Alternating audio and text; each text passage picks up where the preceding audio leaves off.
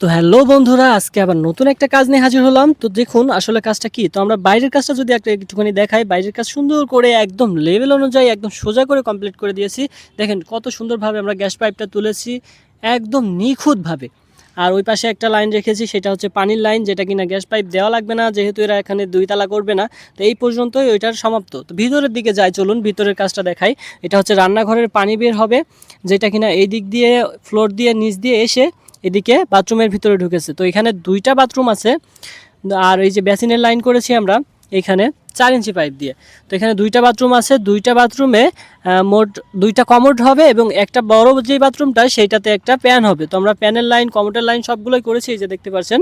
তো আমরা প্যানটা আসলে কালকে ঢালাই দেবো, আজকে লাইন কমপ্লিট করলাম সুন্দরভাবে এবং এই লেভেল করে আমরা প্যানটা কালকে ঢালাই দিব। এবং আজকে যেই কাজগুলো করছি আমরা, এই যে সুন্দর করে এটা কমোডের লাইন করেছি, এটা পানির লাইন যেটা কিনা ঝর্ণা দিয়ে যাবে। আর এই যে বেসিনের লাইনগুলো আমরা 4 ইঞ্চি দিয়ে করে থাকি, যেহেতু পরবর্তীতে সমস্যা শোনা যায় যাতে বেসিনে অনেক ময়লা মাটি অনেক কিছু ফেলায়, জাম হয়ে যায়। আর এইদিকে আমরা কারেন্টের কাজও কিন্তু করেছি, এইগুলো আমরা আগে করে রেখেছিলাম যাতে রাজমিস্ত্রি প্লাস্টার করতে পারে, আর আমরা পরবর্তীতে সুন্দর করে এই নিরিবিলি সময় নিয়ে বাথরুমের কাজগুলো করতে পারি। তো এই লাইনটাই যে করেছিলাম, এটা পরে প্ল্যান চেঞ্জ করার কারণে শুধু কেটে রাখা হয়েছে, বাকি কারেন্টের কাজ সব কিছুই কিন্তু কমপ্লিট।